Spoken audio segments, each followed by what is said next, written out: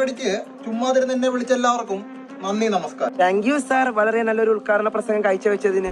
അമ്മാതിരി കമന്റ് ഒന്നും വേണ്ട കേട്ടോ. എമ്മാതിരി ചുമ്മാതിരി. എനിക്ക് സാർ ഇവിടെ വന്ന് നിൽക്കും, ഞാൻ ഇവിടെ വന്ന് പ്രസംഗിക്കും.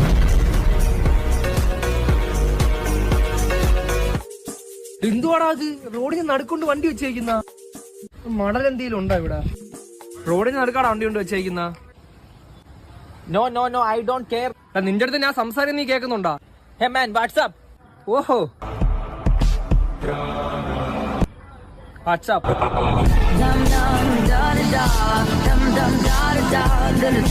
അനുവിനെ മനസ്സിലാവുന്നില്ല.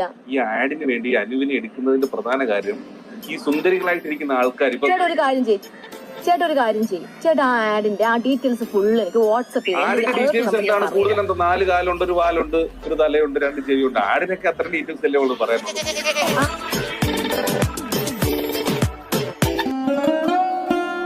നമുക്കൊരു ടൈം ട്രാവലിന്റെ ഒരു മെഷീൻ കിട്ടി. നമ്മൾ എന്തായിരിക്കും ചെയ്യുന്നത്? ആദ്യം ഓണാക്കും, അത് കഴിഞ്ഞിട്ട് എന്തോ ചെയ്യും? ഓഫ് ആക്കും. ഞാൻ ചെയ്ത തെറ്റുകളൊക്കെ എനിക്കറിയാം. ഇപ്പൊ ആ തെറ്റുകളൊക്കെ തിരുത്താൻ വേണ്ടി ഞാൻ ടൈം ട്രാവൽ മെഷീൻ യൂസ് ചെയ്യും. നിങ്ങൾ എന്നെ മീറ്റ് ചെയ്യാൻ വരുന്ന ഒരു ദിവസമല്ലേ? നിങ്ങൾ വരുന്നത് കണ്ട് ഞാൻ അവിടെ നിന്ന് ഓടിക്കളയും. എന്നെ ഇപ്പോഴും നീയൊക്കെ വിളിക്കുന്ന പേരാണ് ബിരിയാണി കള്ളൻ. ആ പേര് എനിക്ക് എവിടുന്ന് കിട്ടിയതോ അവിടുന്ന് എടുത്ത ബിരിയാണി ഞാൻ തിരിച്ചു വെച്ചിട്ട് ഇവിടെ അജിനെ, നീ എന്ത് ചെയ്യൂടാ? എന്റെ ഇട്ടാ പൊട്ടുന്ന പ്രായത്തിൽ ഞാൻ കുറച്ച് മണ്ടത്തരങ്ങൾ ചെയ്തിട്ടുണ്ട്. ഞാൻ ഒരു പെങ്കൊച്ചിന് കൈ മുറിച്ച് ലവ് ലെറ്റർ എഴുതി കൊടുത്തിട്ടുണ്ട്. അതെനിക്ക് മാറ്റാം. ഇവനെ പോലെ കുങ്കുമപ്പൂവിൽ എഴുതി കൊടുക്കണം.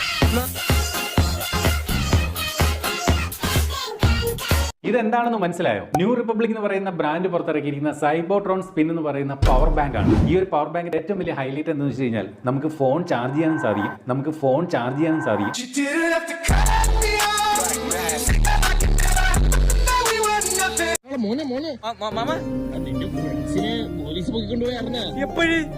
മണ്ണി കിടന്ന് ഉരുണ്ട് ഇടി കൊടുക്കുമായിരുന്നു. തങ്കപ്പ സാറ് അവന്മാര് വീട്ടിൽ കൊണ്ടുപോയി. അതെന്തിന് വീട്ടിൽ കൊണ്ടുപോയാ? തങ്കപ്പ സാറിന് അവന്മാര് പ്രൈവറ്റ് ആയിട്ട് വേണം. ഫ്രണ്ട്സ് ആണ് സാർ. ചെറിയ കൂട്ടേ ഉള്ളൂ. നാണകളെ ഇവനെയൊക്കെ പോലുള്ളവന്മാര് കൂട്ടുകാരെന്ന് പറയാൻ. ഞാനിപ്പോ സസ്പെൻഷനായി പോയി. ഇല്ലെങ്കിൽ ഇവനൊക്കെ കേസിലിട്ട് ഞാൻ ഉരുട്ടിയേനെ. സസ്പെൻഷനിലായിട്ട് സാർ എന്ത് അധികാരത്തിൽ സാറേ അവന്മാരോടെ കയറ്റി നിർത്തിയിരിക്കുന്നത്? നമുക്ക് സോഷ്യൽ മീഡിയ കാര്യങ്ങളൊക്കെ പരിപാടിയൊക്കെ അറിയാം.